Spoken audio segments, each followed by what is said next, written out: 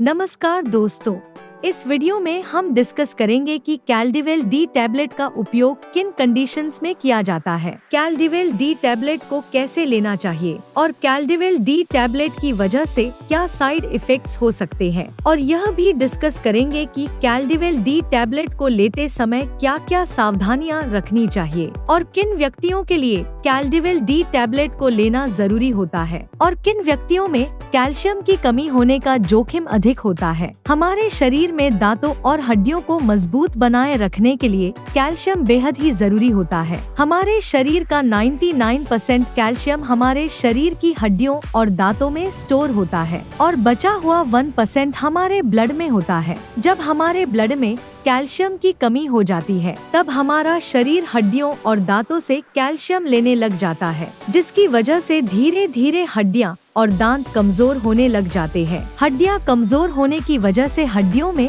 हल्की सी चोट या गिरने की वजह से भी फ्रैक्चर हो सकता है। कैल्शियम की कमी की वजह से दांतों की जड़ें कमजोर हो जाती है और दांत भंगुर होकर टूटने लगते हैं और छोटे बच्चों में कैल्शियम की कमी होने पर उनके दांतों को निकलने में देरी हो सकती है या लंबा समय लग सकता है। बच्चों में कैल्शियम की कमी लंबे समय तक रहने पर उनकी हाइट भी कम रह सकती है। कैल्शियम की कमी की वजह से बच्चों में रिकेट्स हो सकता है और 19 साल से अधिक उम्र के व्यक्तियों में ऑस्टियोमलेशिया और ओस्टियोपोरोसिस होने का रिस्क अधिक हो जाता है। ओस्टियोपोरोसिस एक हड्डियों का रोग है जिसमें हड्डियां बहुत ही कमजोर व अंदर से खोखली हो जाती है, जिसकी वजह से हड्डियों में हल्की सी चोट या गिरने की वजह से भी फ्रैक्चर हो सकता है। शरीर में कैल्शियम की कमी होने पर शरीर की हड्डियों और जोड़ों में दर्द रहने की समस्या भी हो सकती है। कैल्शियम के साथ विटामिन डी भी लेना जरूरी होता है। शरीर में विटामिन डी की कमी होने पर भी कैल्शियम की कमी हो सकती है, क्योंकि विटामिन डी शरीर में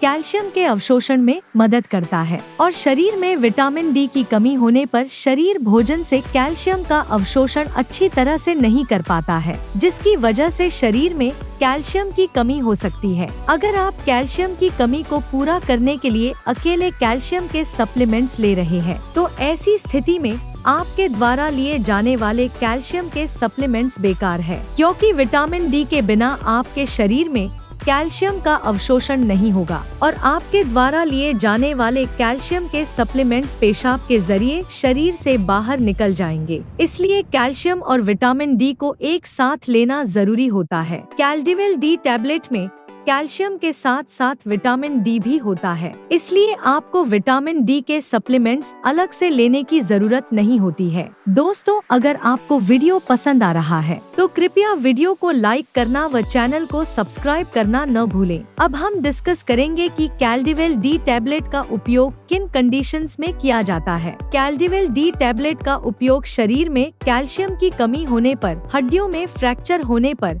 रूमेटॉइड अर्थराइटिस और ऑस्टियोआर्थराइटिस होने पर, शरीर के जोड़ों, हड्डियों व मांसपेशियों में दर्द होने पर, न्यूरोपैथिक दर्द होने पर यानी नसों का दर्द होने पर, डायबिटिक न्यूरोपैथी होने पर, गर्भवती महिलाओं और स्तनपान करा रही महिलाओं के लिए ऑस्टियोपोरोसिस होने पर, ऑस्टियोमलेशिया या रिकेट्स होने पर, शरीर में न्यूट्रिशन की कमी होने पर, शरीर में दांतों, जोड़ों और हड्डियों को स्वस्थ बनाए रखने के लिए, और जो व्यक्ति मिर्गी या दौरों की दवाइयाँ ले रहे हैं जैसे फेनोबारबिटल फेनिटोइन, उन व्यक्तियों को भी डॉक्टर कैल्डिवेल डी टैबलेट को लेने की सलाह दे सकता है। अब हम डिस्कस करेंगे कि किन व्यक्तियों में कैल्शियम की कमी होने का जोखिम अधिक होता है और किन व्यक्तियों को कैल्डिवेल डी टैबलेट को लेने की जरूरत पड़ सकती है। जो व्यक्ति शुद्ध शाकाहारी डाइट लेते हैं और दूध, दही जैसे डेयरी प्रोडक्ट्स का सेवन बहुत कम मात्रा में करते हैं, ऐसे व्यक्तियों में कैल्शियम की कमी होने का जोखिम अधिक होता है। इसलिए ऐसे व्यक्तियों को कैल्डिवेल डी टैबलेट को लेने की जरूरत पड़ सकती है। महिलाओं में मेनोपॉज के बाद एस्ट्रोजन हार्मोन का प्रोडक्शन कम हो जाता है, जिसकी वजह से महिलाओं में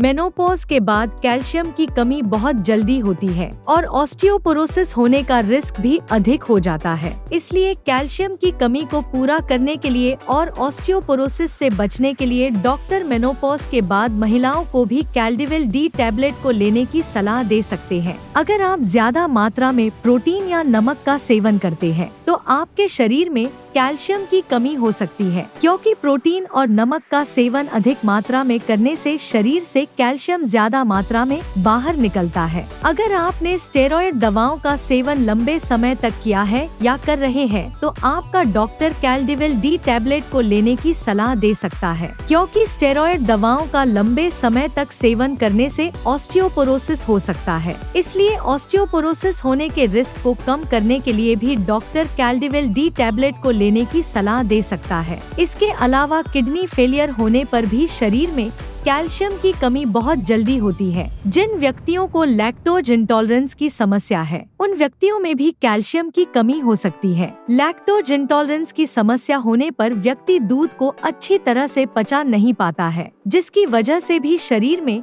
कैल्शियम की कमी हो सकती है। अगर किसी व्यक्ति को दूध को पीने के बाद पेट में दर्द, पेट में गैस, पेट में भारीपन, दस्त या स्टूल के अंदर फैट आती है तो ये लक्षण लैक्टोज इंटॉलरेंस के हो सकते हैं। अब हम डिस्कस करेंगे कि कैल्डिविल डी टैबलेट को कैसे लेना रिकमेंडेड होता है। कैल्डिविल डी टैबलेट को खाना खाने के बाद लेना रिकमेंडेड होता है। कैल्डिविल डी टैबलेट को आप हल्के गर्म दूध या हल्के गर्म पानी के साथ ले सकते हैं। आमतौर पर 18 साल से अधिक उम्र के ज्यादातर व्यक्तियों को डॉक्टर कैल्डिविल डी टैबलेट को दिन में एक ही बार लेने की सलाह देते हैं। कैल्डिविल डी टैबलेट की डोज उम्र, शरीर के वजन और बीमारी की गंभीरता के आधार पर कुछ व्यक्तियों में इससे अलग भी हो सकती है। इसलिए आपको कैल्डिविल डी टैबलेट को आपके डॉक्टर द्वारा बताई गई डोज में ही लेना चाहिए। कैल्डिविल डी टैबलेट को कितने समय तक लेना चाहिए, यह उम्र और बीमारी की गंभीरता के आधार पर सभी व्यक्तियों में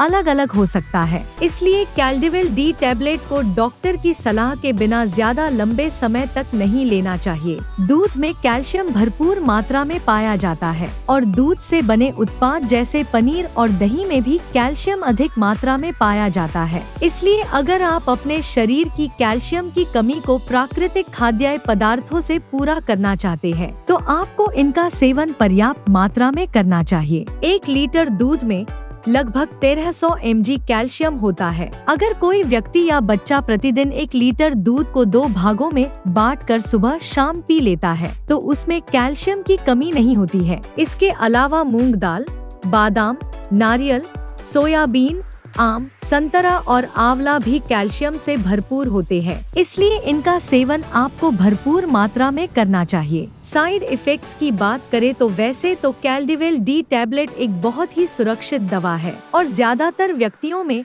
कैल्डिविल डी टैबलेट की वजह से कोई साइड इफेक्ट्स नहीं होते हैं। लेकिन अगर आप कैल्डिविल डी टैबलेट को रिकमेंडेड डोज से ज्यादा डोज में लेते हैं तो इसकी वजह से ब्लड में कैल्शियम का लेवल ज्यादा हो सकता है, जिसको हाइपरकैल्सीमिया भी कहते हैं। शरीर में कैल्शियम का स्तर ज्यादा होना भी नुकसानदायक होता है। कुछ रिसर्च में यह पाया गया है कि ब्लड में कैल्शियम का लेवल ज्यादा होने से दिल से संबंधित रोग होने का रिस्क अधिक हो जाता है। किडनी में पथरी होने का रिस्क भी अधिक हो जाता है। इसलिए डॉक्टर की सलाह के बिना कैल्डिविल डी टैबलेट को ज्यादा डोज में या ज्यादा लंबे समय तक लेने से बचना चाहिए। अब हम डिस्कस करेंगे कि कैल्डिविल डी टैबलेट को लेते समय क्या क्या सावधानियां रखनी चाहिए। थायराइड की टैबलेट और कैल्डिविल डी टैबलेट को एक साथ नहीं लेना चाहिए, क्योंकि थायराइड की टैबलेट और कैल्डिविल डी टैबलेट को एक साथ लेने से थायराइड की टैबलेट का अवशोषण कम हो सकता है, जिसकी वजह से थायराइड की टैबलेट की प्रभावशीलता कम हो सकती है। अगर आप थायराइड की टैबलेट को लेते हैं तो आपको थायराइड की टैबलेट और कैल्डिविल डी टैबलेट में 8 से लेकर 10 घंटे का गैप रखना चाहिए। किडनी की कोई समस्या होने पर और किडनी में पथरी होने पर कैल्डिविल डी टैबलेट को डॉक्टर की सलाह के बिना नहीं लेना चाहिए। आपको कैल्डिविल डी टैबलेट को लेते समय आयरन के सप्लीमेंट लेने से बचना चाहिए, क्योंकि कैल्शियम के साथ आयरन के सप्लीमेंट लेने से कैल्शियम शरीर में आयरन के अवशोषण को रोक सकता है। वीडियो को देखने के लिए आपका धन्यवाद। अगर आपको वीडियो पसंद आया तो प्लीज वीडियो को लाइक कर दें। देना, चैनल को सब्सक्राइब कर लेना। और अगर आपका कैलडिवेल डी टैबलेट से संबंधित कोई प्रश्न है तो आप कमेंट करके पूछ सकते हैं।